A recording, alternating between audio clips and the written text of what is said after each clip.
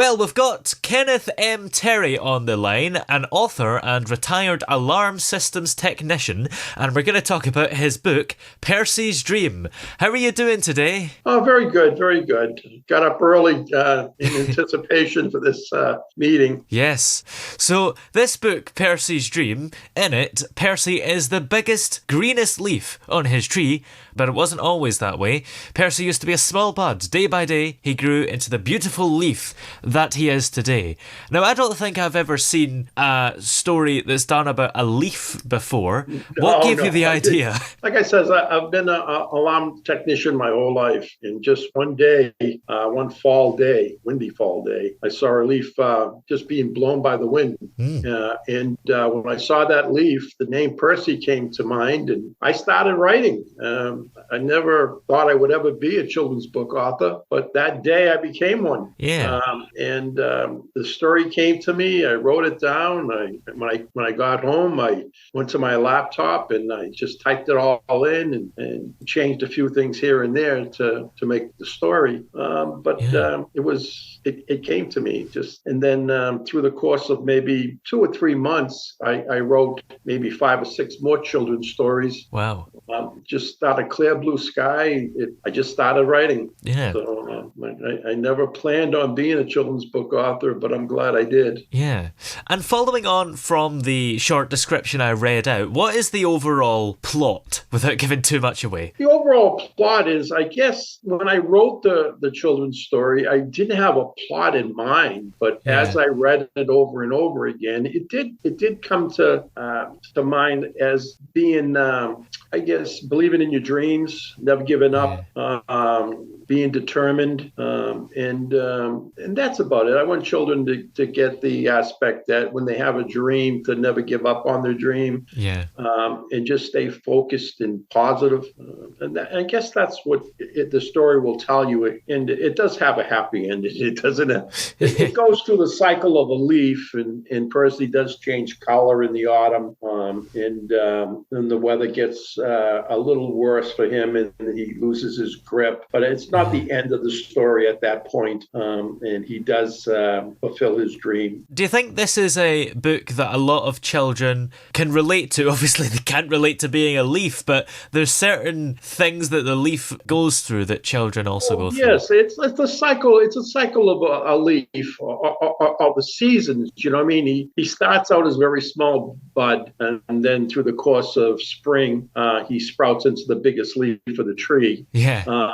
And then the aspect of the story is that he's on a lower inside branch and he can't see the sky. And he dreams that every night that he's on the very top of the tree, what he can see from there. Yeah. It ends up that when he wakes up in the morning, he's still on the lowest branch, but he doesn't give up. And then I guess as the weather, the summer goes by and the weather changes, he changes his color. Yeah. He's now a bright orange and yellow, like the autumn leaf would be. And then the weather picks up and it starts to rain and it's windy. And then he finally loses his grip on the tree. And the wind blows him off his branch and he starts to float to the ground. Just as he's just about to hit the ground, the wind picks up again and blows him into the sky. And he finally gets to see the blue sky that he really longed to see. And then the wind, of course, stops blowing and he starts to float slowly back to the ground. And then just as he's just about to hit the ground, a hawk swoops down and scoops him up. Oh, no. And says, come with me, you fine leaf with all your fine colors. I have a place for you in my nest. And he flies higher and higher in the sky. And I guess all Percy can say was, oh my, oh my.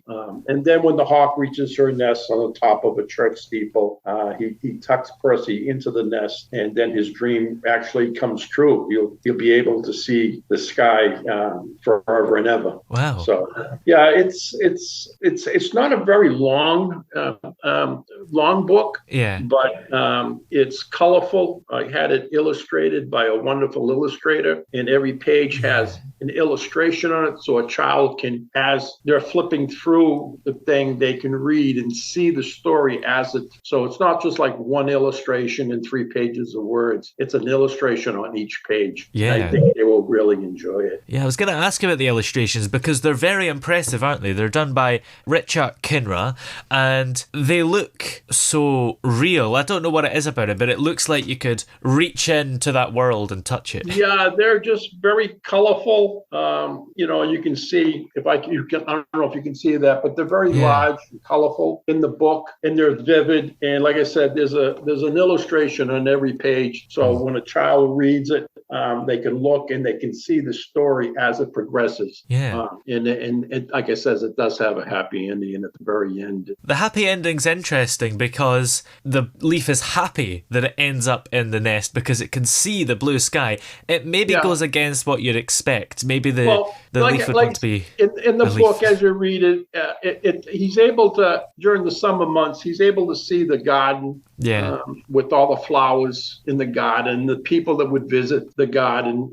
So he's able to see the people as they visit the park. And then at night, when he's fast asleep, he dreams of seeing the blue cloud, the blue sky with the clouds going by. He would watch the sun rise and set, and then at night he would gaze into the glow of the moon. So that's when he's sleeping, that's when he's dreaming. And at the end of the book, it does say, which is the happy ending, Percy's dream has come true. He would now be able to see the blue sky with all the clouds going by, watch the sun rise and set, and then gaze into the glow of the moon forever and ever. So it's, like I said, it's not a long book, but it brings it from being a bud, a small bud, into the biggest leaf of the tree, and then hoping and dreaming that he could see the sky. And then finally, as the year progresses and it gets to fall, he finally gets able to see the sky, and then he'd be able to see it for forever and ever. So it's a dream come true, and holding tight to your dream. So it's beyond belief that his dream came true. Beyond belief, I like that. And you say the name Percy just sort of came to you when you thought about the leaf. I don't know why it happened. Like I said, I was a security systems technician for 45 years. Yeah. And I just happened to see that leaf, and the name Percy just popped into my head. Never thought of a name Percy before. Yeah. But it came to me. And then I just had pen and paper in hand, and I started writing. Yeah. I was a writing fool at that point. Is Percy the only character in the book, or are there other family members on the tree? Percy's the only the main character in the tree.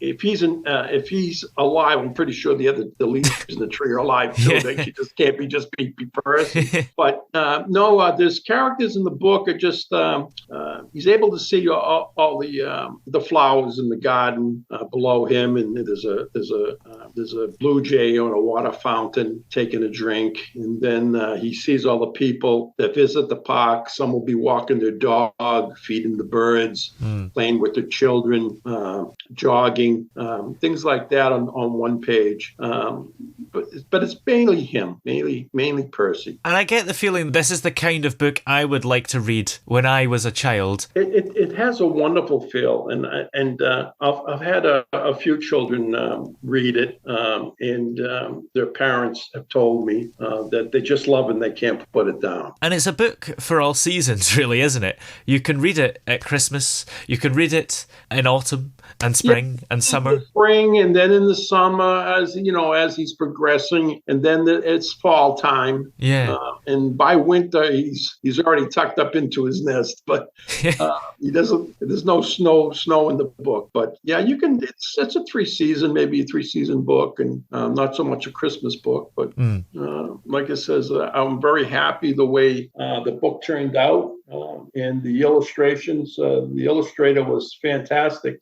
She took my envision of the illustrations to heart, and she came through every time. So when I envisioned, I told her that he's able to see the park with all his flowers, and I said there should be a water fountain with a blue jay taking a drink, and she gave me everything I asked for. So Yeah. it came out really good. And then even Percy, the character of Percy, that was the main thing we had to start with. And I wanted it to be, bright, blue-eyed, and big smile.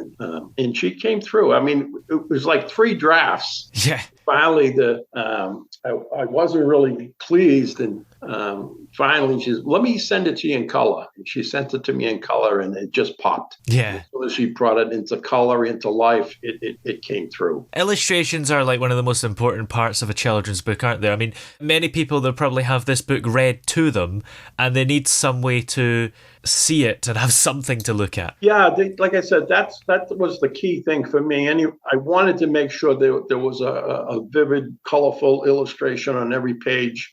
So like when a parent read it to them, they could see the picture, and they can see what Percy's going through or what Percy sees. So it came out wonderful. I just enjoyed doing it. And you say it's not so much a Christmas book, but I'm guessing you wouldn't be against somebody buying it for a Christmas present. No. It's a book for any time you want to read it. Yeah. Like I said, it's not a Christmas story, but it's a story about probably the cycle of a leaf, and his being unable to see the sky because of these being the view of the sky is being blocked by the other trees above him. Yeah.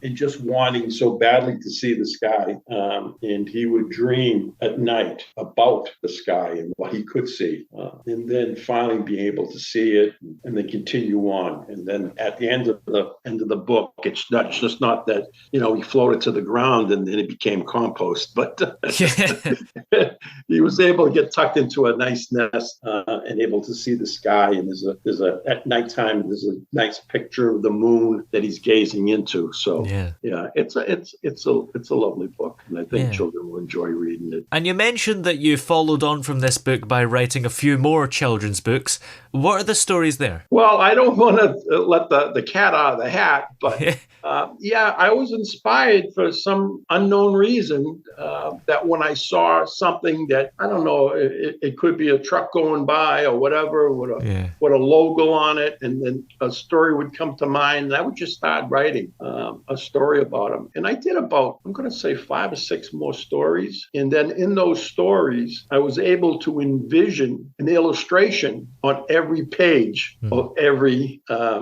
for every page of that book. So I know exactly what my envision of those illustrations will be. And then if I do decide to publish them in the future, at least I'll know what to tell the illustrator what I'm looking for. And have you got plans for books that are confirmed to come out in the future? I have to make this one work first. You know what I'm saying?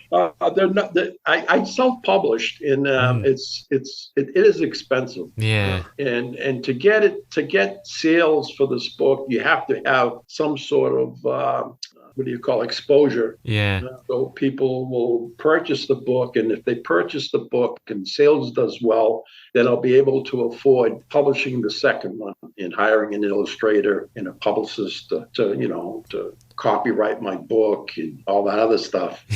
So this book was in the progress was almost a year. It was about 8 months to get everything the way I wanted it. And then, like I says, when you self-publish, it can be expensive. So in order to do my other books that I have, and which I'd love to do, I needed this one to do well first. And if that does that, it's fine. There's no reason spending a whole lot of money for to publish 5, 6 more children's books, and you stall on the first one. So Yeah. you need to make sales. You love it's. I love to do the book, and I know it's for children, but when it costs you expense to publish the book, you have to make sales in order to make money to publish another book. And I don't mind whatever I make on this book, just to roll it over. I already made my investment in this one, so whatever I make on this one, I'll just roll it over and do the next one. So it won't be so much of an expense on me for each book. Well, where are all the places that we're able to find this book, Percy's Dream, by Kenneth M Terry? It's on Amazon. But it's also on my webpage, kterrybooks.com. You can click on a link from there, and it'll direct you right to Amazon to purchase the book. Well, many thanks for talking to us today. It's been great to have you on the show. Well, I'm glad to see you, and I'm glad that we got together.